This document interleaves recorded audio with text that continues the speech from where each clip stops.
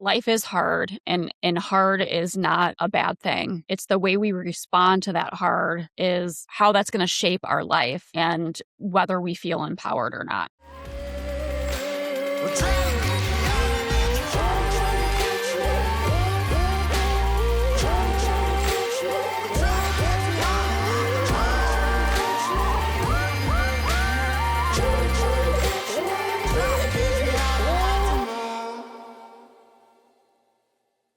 We're going to have a fantastic guest on today, and we're going to get into it and talk about a bunch of things that all underline mental health and how we mold that with building businesses in this crazy entrepreneurial journey that so many of us are on. So let's just get right into it. So today is Karen Ann Canham. What a cool name. She's the founder of Karen Ann Wellness. She built her business in a space that requires a lot of trust, credibility, and personal responsibility, where the work is deeply human, but the decisions still have real business consequences. I'm looking forward to digging into how she built the company, the decisions that mattered most, and what she's learned along the way. Karen Ann, welcome to The Necessary Entrepreneur. Thanks. I'm excited for the conversation. Yes, I'm pumped that you're sitting in warm climates, even though it's a little chillier, and you can bring all the sunshine to the conversation. So I'm pumped. So we talked a little bit beforehand, really getting to know each other and understanding your business and what you're building. And you really drove home with me that the foundation of everything you built is around mental health, mental wellness. So what does that mean? Because in this new world of health and wellness and all the things coming at this program, this medicine, this way of living, there is a lot of information coming at us. And those of us that aren't in the space, in the business, hanging out with neuroscientists and neurologists, I think a lot of times we don't know where to go. And so what's the field that you're really honing in on mental wellness? What's going on with your business, and what's the purpose and what's happening? Yeah, my business has not been linear, and it's obviously started not in this space, but where I'm at now, just the growth of it is that I do focus on the nervous system, which is a huge buzzword right now. However, with that being said, what I have found throughout practicing in this wellness space for over 15 years is that it ultimately comes down to the nervous system and paying attention to our nervous system, understanding our nervous system on an educational level helps immensely, but also being able to do that bottom up work as well, which would be work that we're doing in the body. So we're getting out of the head and we're getting into the body, really starts to make those transformations in the human themselves. So we're getting out of the head and into the body. I mean, that hits on me a lot because there's all these things that my core group of people, you know how the people that you really know well, you don't have to provide context to. You can be a little inappropriate if you want. They understand who you are, and you can say these hard-hitting things that a person that you're not around much might think that's harsh or that's evil. And it's like, no, that we've built our relationships and know what this is. Like you said that, it's a buzzword, but also out of our mind, there's these things out here that go such like feelings aren't facts, right? And so where are we at in this space about managing? Also, there's a lot of ideas around emotional wellness and emotional transparency and emotional intelligence. I didn't hear the term emotional intelligence in my life. Nobody was talking about these things and until the past like 5, 6, 7 years. And so if it's a thing, it doesn't mean it just became a thing. So I wonder, does that intersect with what you're working on, where you're working more on the nervous system and getting out of the mind, or is that totally something off course? No, absolutely. So really the ultimate goal here is a lot of people that come to me, they have a lot of awareness and they're very insightful and intelligent, but they're very much in their heads. And that's really what we've been taught a lot in society, is to control the mind, right? And I'll just give you a little scientific fact here. So we have nerves that run from our brain into our body, and those nerves basically touch all the organs into our body. And 20% of the information comes from our brain to our body, and then 80% from the body to the brain. And so what's happening is if we're only stuck in the brain and we're trying to, reframe thoughts that we're having, for example, that is helpful to an extent. But the body is like, hello, what are you doing? I don't understand what's happening. I'm still getting these signals that feel off to me. And so there's only so much change that we can do. And that's why we still start to feel like kind of stuck. And it can be difficult and it can feel not necessarily transformational. It feels like a tool that we have and it's helpful in that moment, but it's not an overall like, yeah, I'm a different type of being than what I was before. The work that we can do when we really get into the body is then understanding, and I'll touch on the feeling thing, that they're not facts. They are facts to your body, is what I would say about that. So your body feels, that's what the nervous system does. It's sending these signals and it's based off of feelings, and then it's responding based off of what that feeling is. Um, there is, we can argue about like where the feelings start. Do they start in the brain? Do they start in the body? For me, it doesn't really matter. It's like if the feeling's there, the feeling's there. And we don't want to ignore the feeling or push the feeling away. We want to explore what we're feeling. So if I'm feeling sad, for example, that's not comfortable, right? And most of us don't want to feel that. So we're going to like try to outsmart our body of that sadness that body feels. And we're going to try to like control it with our brain. And when we do that, then that sadness continues to sit in that body, and the body is still communicating, I'm sad, I'm sad, I'm sad. And that's when we start to develop chronic issues, chronic medical issues, right? So it's really important that we're listening into the body, and with this work that we're doing, that we're understanding like this is human. And the education piece of the work that I do is huge because it really takes a lot of shame out of like what we're going through as a human.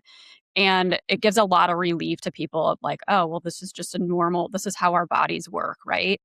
And with that being said, the work that we do of, for example, feelings that we might feel, then we can get more curious about them and develop a relationship with them.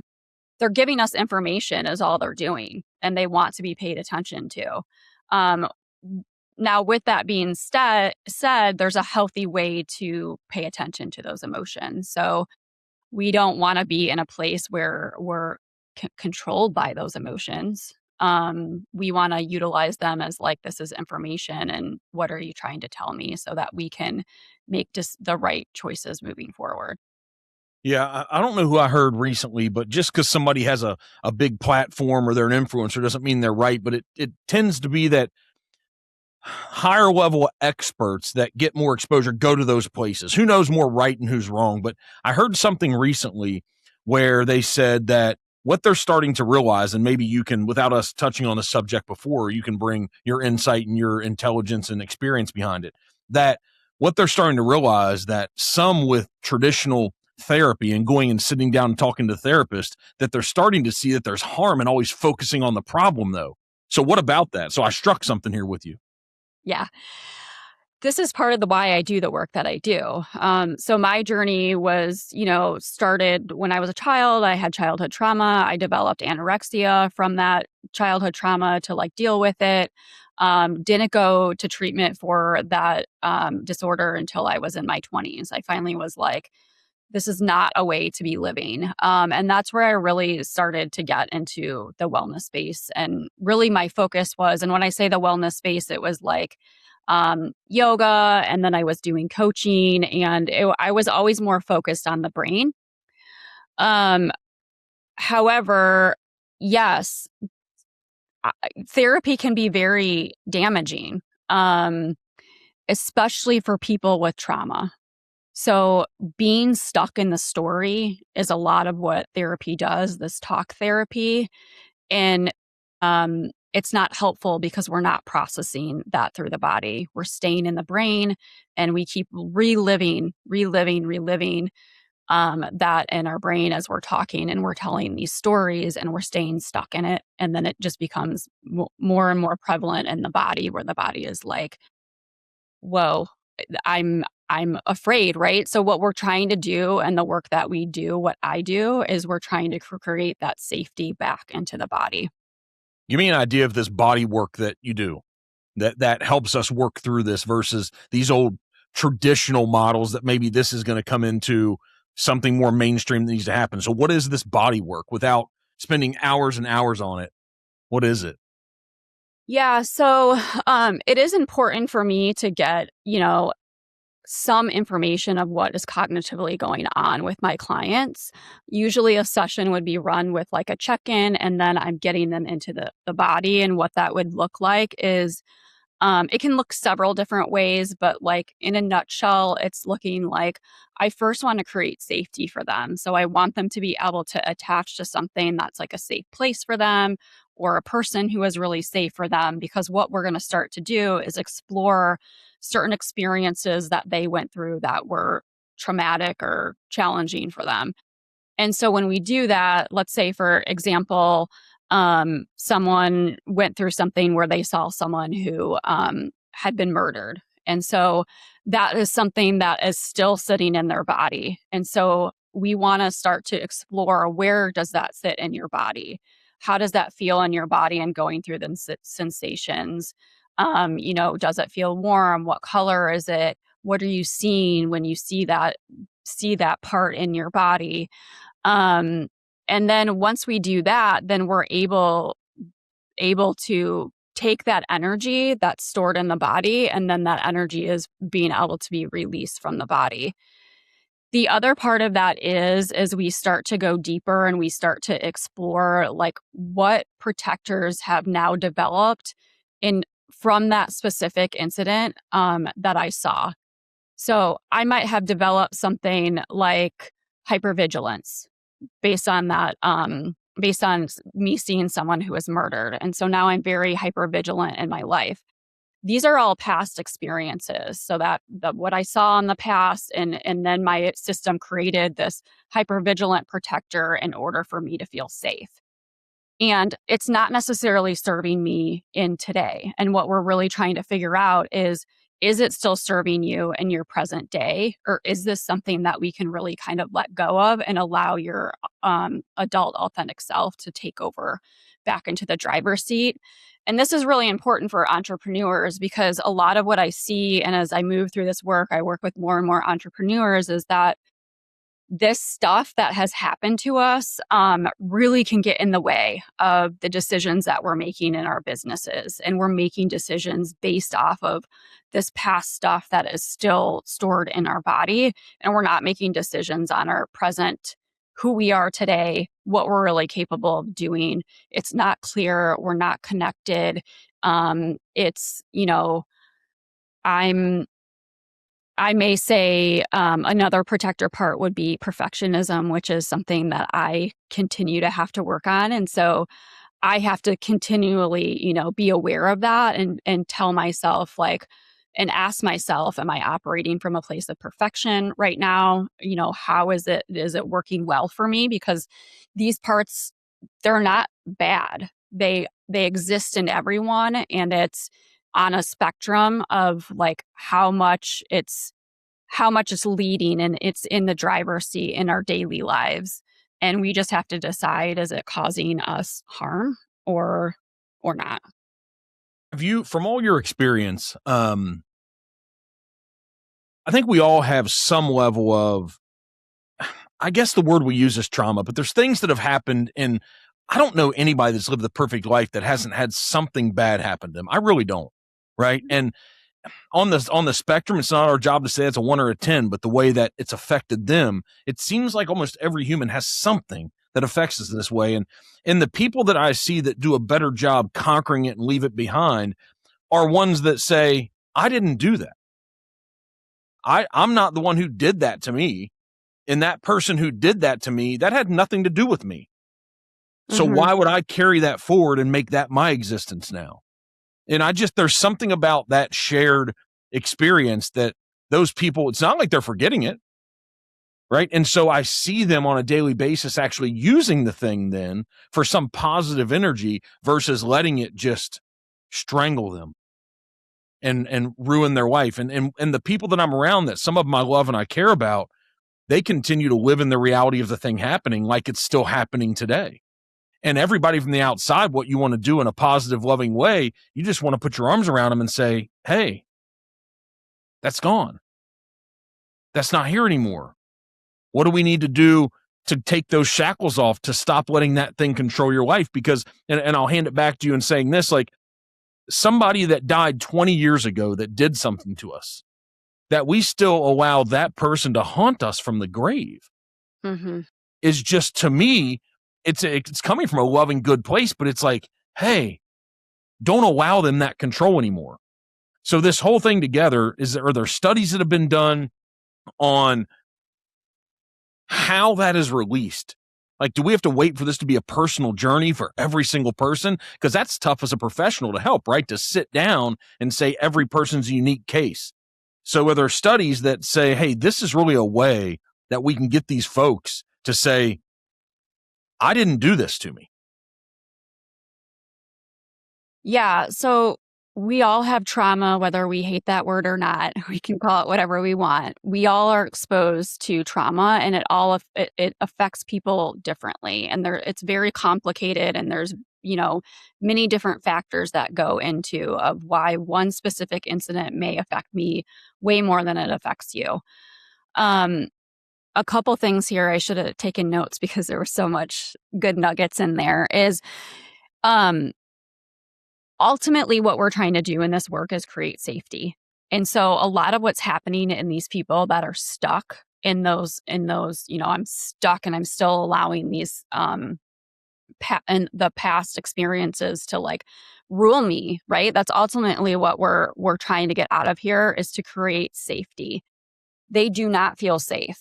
And so in order for them to feel safety, we talk about containment in my industry. So we want to hold a space for these people that feels very different than something that they probably ever experienced. And a lot of my job is coming to these sessions and being in a very regulated place myself. And so teaching them what regulation is and what that looks like starts to rewire themselves, and then they'll start to show up differently. We speak to them in a different way. So we're not giving them advice. We're asking them questions. We're giving a lot of compassion. It's not like oh, everything you do is right type of thing and cheering them on. It's really this place of, can I say this? I'm going to, from the outside, is it just removing judgment? Yes, that's a huge part of it. Yep. Yeah. But ultimately the work is to start to create safety in the body. And the best way that I can explain this and what this means, I think all of us, and I wonder if someone's going to come to me and say like, that isn't true for me, but I do feel like all of us can think of a time when we were a child that things felt free and flowing and there was a lot of wonder. That's ultimately the place that we're trying to get back into.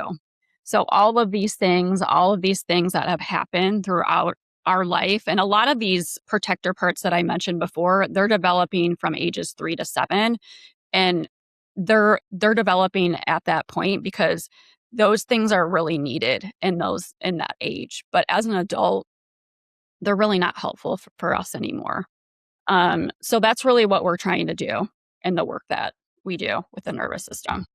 Yeah, I think it's funny that we're having this conversation. Last night, someone sent me a picture of them at some summer camp, and they were a really small child. They were probably 6 or 7, and they're like, "Can you pick me out?"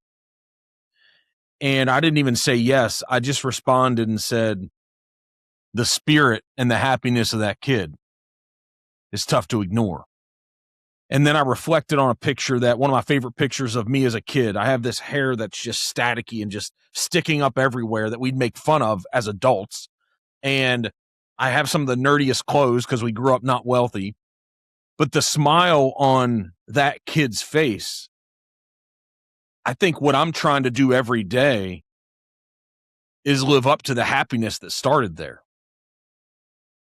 Right? I think we put too much context into happiness of material things, certain life. It's like, no, it's just feeling how that kid felt every day. Mm-hmm. And so there's something that you said, we go back to this time, just look at that picture. And so looking at the person that sent it to me and me, it's maybe in my older age at 46 now, and starting to become a little more human, it makes me a little sad. It makes me a little sad because we overcomplicate this world Mm-hmm. at every turn, because there wasn't any complication on our worlds then. Mm-hmm. And I believe that it's possible for us as humans and as adults now to get back to a balance and a feeling and being centered, like the smile I see on those kids' faces. Yeah. Yeah, it really is. I mean, there's so many things that can be said, and it's so complex of all the things that are going on between, a 3-year-old until where we are when we're 46, and why all these things, why we are the way that we are now, and why that stuff leaves us. But ultimately, like, that is the work of like learning physiologically what's going on in your body, why you came to be the way that you are, and being able to rewire and then let those things go. So, and respond differently into daily life. So we can talk about this in a way of attachment too, and attachment styles and um, attaching it to what's going on in the news. I mean, it's kind of, there's so much out there as far as like when we're talking about entrepreneurship and, businesses that are run. And it's like, well, we know that this is, if we do this specific thing, then it's going to like suck people in, but we know it's not good for them anyways. Right. Um, and that's one thing, the media we can talk about and how people get really stuck in that. And that becomes like so much of like their connection with other people and how really damaging that can be on the brain.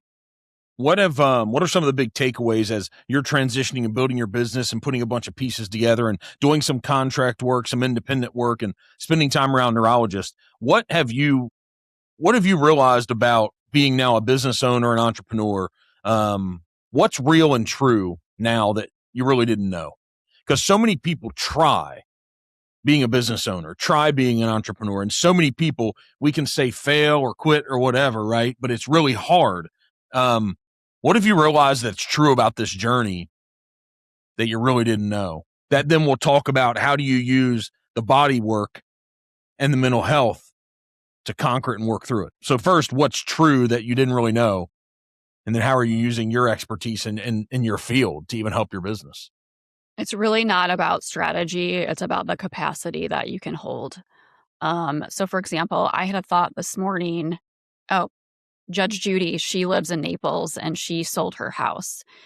And I was thinking to myself, um, well, I've been doing this work around like inviting in like all these, if nothing mattered, like what do I want my life to look like, right? And all these things. And I felt really uncomfortable. It's like this home that she sold, I mean, it's outrageous, right? But it's like, um, I don't have the capacity in my system to hold that. Ultimately is what it came down to, is like my system feels very uncomfortable around that amount of money and what that looks like, not just what it takes to get there, but like what that looks like when you're there. And so that's just one, and that is a lot of the work that I'm talking about, is like all this stuff that I've been conditioned to be, right, is like getting in the way of me just like, yeah, sure, let's go for it. Like, how do we do it, right? Um so yeah, that's the biggest thing that I run into with people that I work with, and a lot of them are solopreneurs or they have a few people on their team, is that they think that it's about strategy. And this is where I was too. I need more strategy. I need to be smarter. I need to learn more. I need more business skills. And yes, we need all those things. But if I don't have the capacity to hold these things, it's never going to work. If I don't feel aligned with what I'm doing, it's never going to work. So those are the biggest lessons that I've learned along the way. And now this place that I'm at in my life is kind of a transition. And it's kind of like I've had to back up a little bit because I don't have the certain capacity that I had before. And so there's just, this is not about being perfect. And this is not about, getting rid of all these things that like get in our way, because they will be there. It's just like having the awareness and then like dealing with the flow of what those are in the present moment. Where's this capacity come from? So what we're trying to do in this work that I do is expand our capacity. And what I mean by that is we have what I call as a window of tolerance. And so that window of tolerance is we can we can look at it in a way of like, this is the amount of stress that I can handle. And what we're trying to do is increase that, increase that, increase that. And so some of the work that we do is being able to, just the example that I was explaining before, is when we are able to feel safe of living like an experience that currently doesn't feel safe to us. And then we can live that, and we can somatically feel through that. Our body then feels safe around that. And so that we're able to increase what we're able to handle. Hmm. Does that have to come through failure?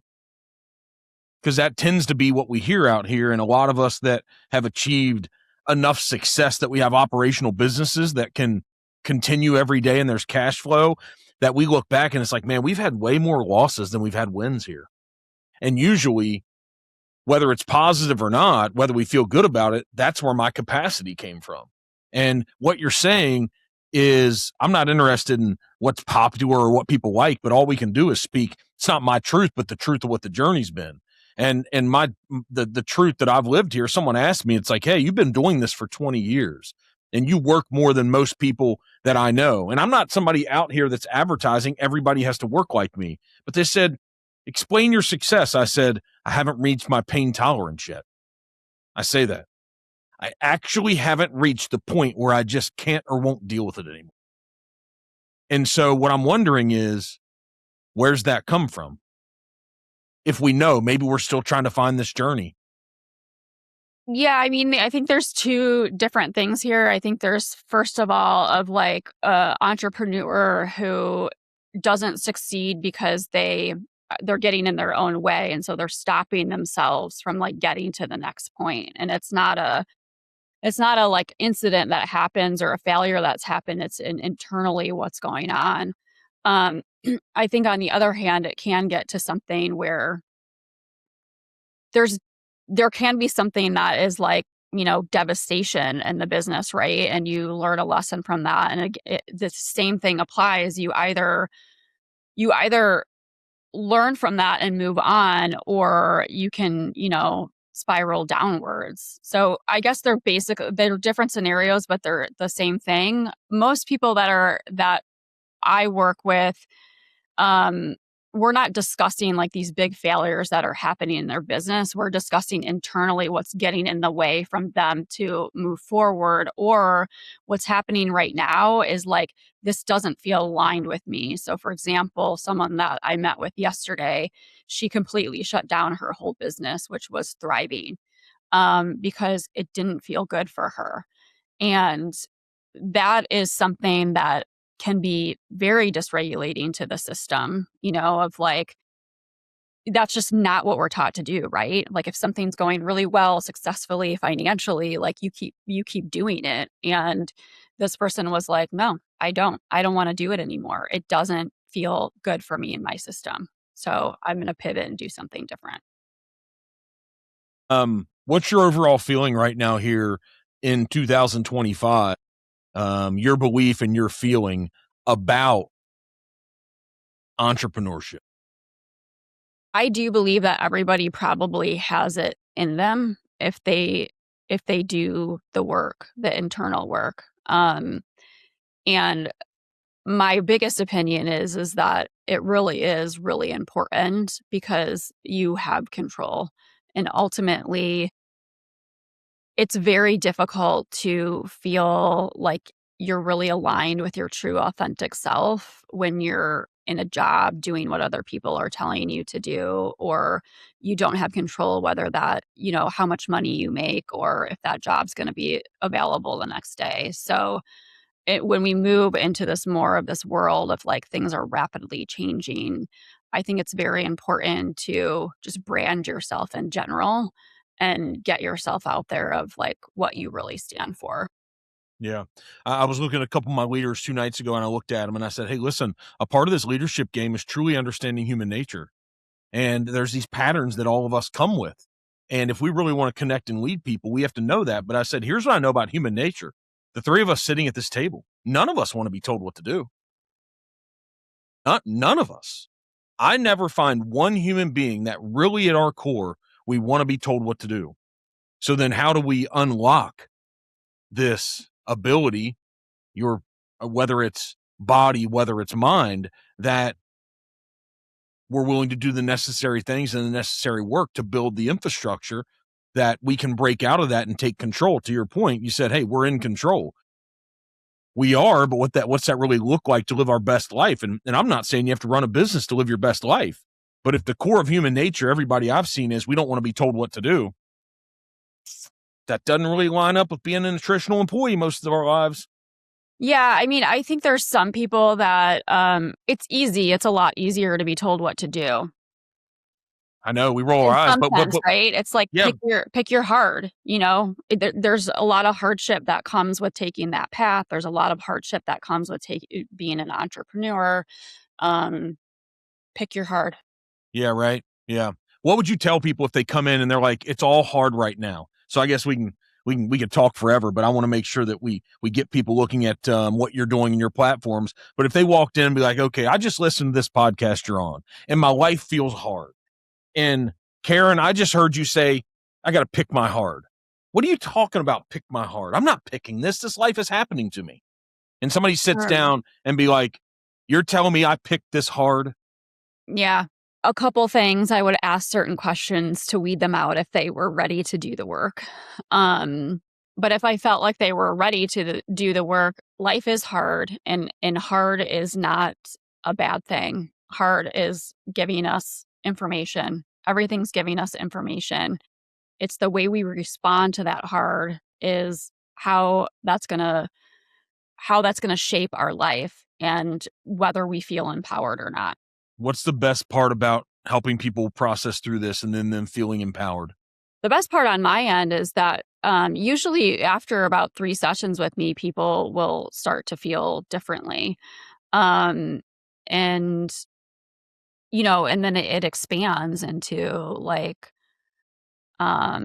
just these energy shifts of, like, I'm bringing in these things now that are aligned. I'm living in a way that feels authentic to me. I don't feel like I'm stuck and I'm, like, pushing and I'm in this, like, sticky substance. It's like I'm bending, I'm flowing like a tree would move through the wind. Um, things haven't necessarily changed. I'm just responding to things differently.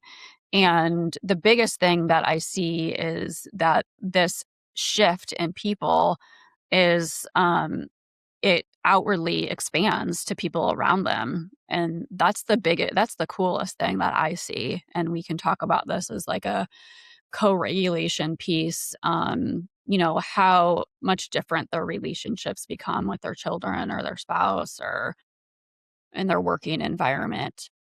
Yeah.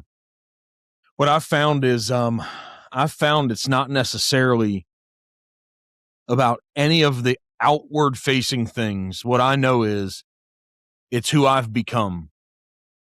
In every situation, what I'm trying to tell myself is, unfortunately, maybe this isn't the right message for, for your clients or what you're trying to build, but what the world is giving back to me is because I gave them and showed up in the world for what I've become.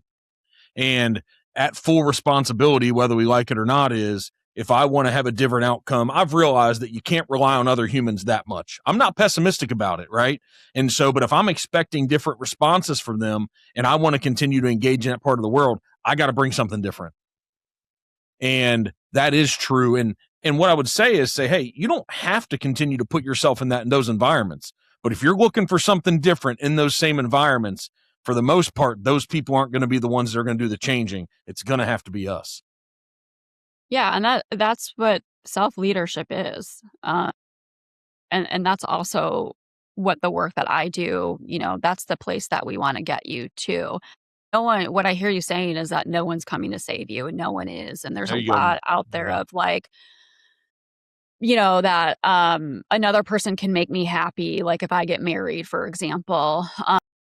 Yeah, who- it's not saying like, yeah, you are in control. You are in control, and like you cannot control people around you. That doesn't mean what people do are is okay. Um, but yeah, it ultimately is this self-leadership piece, and that's exactly what you were explaining there of, Yeah. how do I look at things differently? How do I respond differently? How do I move through this differently? Yeah, because I want to have a different outcome. That's the whole purpose. This isn't to have anybody feel or look at me differently. It's because I want to have different outcomes. I want to feel better about my day. I want to feel like I'm more in control. And I don't think the world's working against us. This idea that no one's coming to save us, it's like, yeah, they're not. It's like they're not trying to bury us, but they're looking out for them. That's what's going on in the world, right? So they're looking out for them. They're going through the same struggles and the same battles that we're going through. And it's tough to comprehend that and put it in its right space. And so I'm like, hey, guys, these aren't enemies out here for the most part. They're just more focused on what they're trying to do too. So it's not going to feel like they're showing up for you. So if you can be your own best advocate and go out here and show up for people and make a difference in their life, I've found there are some people that show up for us. Yeah, there's definitely people that show up for us, and I think that when we do this work and we have a better understanding of like what that self-leadership is, that um our connection increases. There's much more connection with other people than there was in the past because all of this other like junk isn't in the way. Yeah. How do people come and find Karen for these 3 awesome meetings and sessions? So the best place to find me is through my website at karenannwellness.com. You can contact me straight through there, or you can find my socials and contact me through there. It's best if they're in Naples, Florida, but if from afar, you're here to help as well. But yeah, all my clients are online. Yep. It's a new world, isn't it? Man, it's wild. The connections that we can have. It can feel like it's not quite as good as sitting in the room, but it's the next best thing. Yeah, it's pretty cool because, you get to work with so many more people. Yeah, your fingerprint's Um, much bigger. Thank you for coming on and sharing. There's gonna be some reflection I'll do, and if everybody's interested, just go and find KarenAnnWellness.com and let her help you make a difference in your life. It's amazing what can happen in 1 year if they're willing to do this work and they find the right person to do it with them. It's crazy that when things change in our mind and our heart and our body, I agree with you. It's crazy. You wake up and you become a different person in 2 and 3 and 4 months, and it doesn't have to take a decade, a year, or a lifetime. Yeah, that's very true. Yeah. Yeah. Well, thank you for coming Thank you on. so It's much. great to meet you. You too, Mark. Take All care. right.